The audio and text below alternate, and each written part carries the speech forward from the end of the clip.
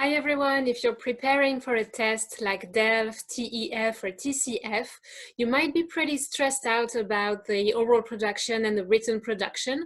So today I wanted to do a video to explain how to structure your exposés and your essays in French.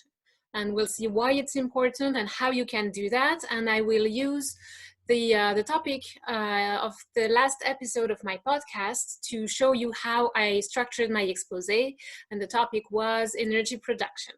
Let's dive in.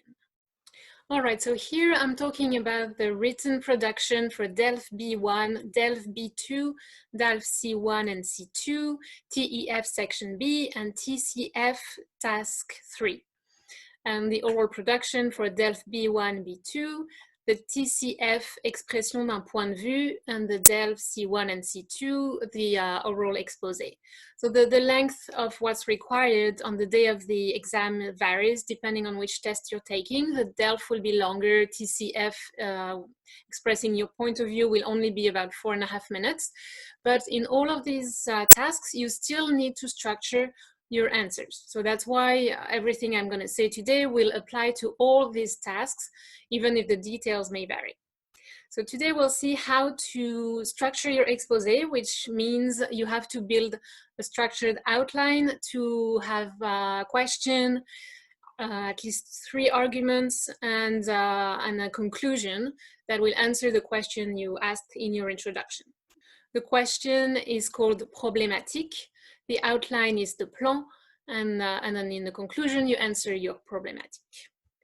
And preparing yourself to be very comfortable structuring your exposés, coming up with arguments, and organizing your thoughts, it will result on the day of the test with less stress. You'll feel more comfortable and everything will be smoother for you.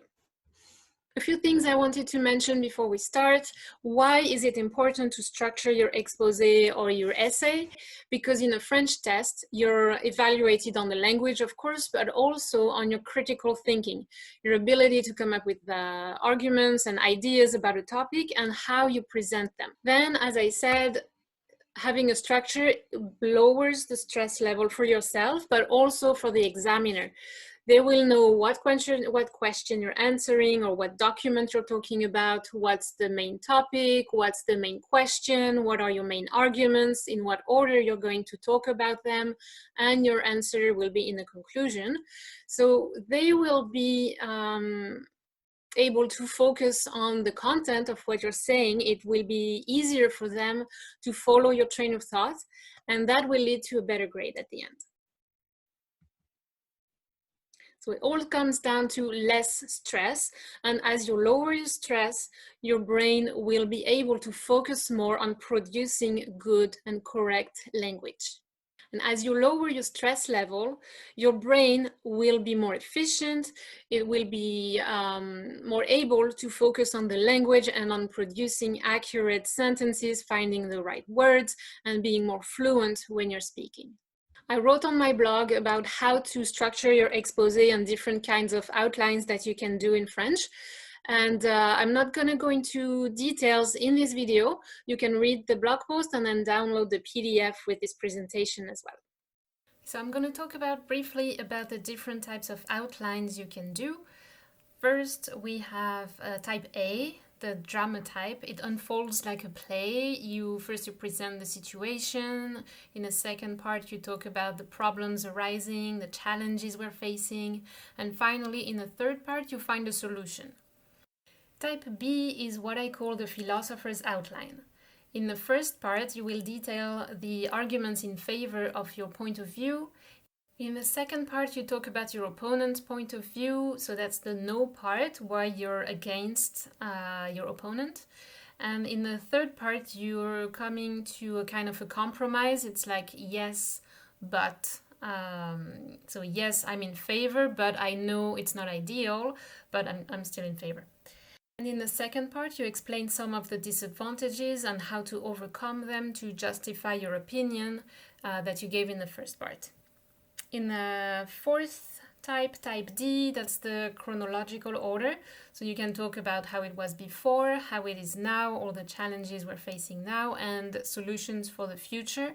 Make sure you're not just stating facts, but you're also expressing your opinion very clearly, especially in the third part about the future.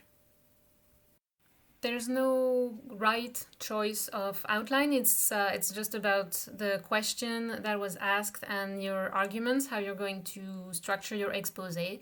So some topics might be better with type A, others with type D or type B. At the beginning, maybe try a bit of everything. Try type A, then B, then C, then D, and see what you're more comfortable with.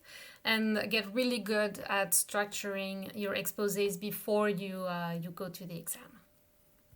If you need more time to study this, you can go on my website, mypolyglotlife.com. I wrote a blog post about this, which is called DELF Writing Exam, How to Prepare.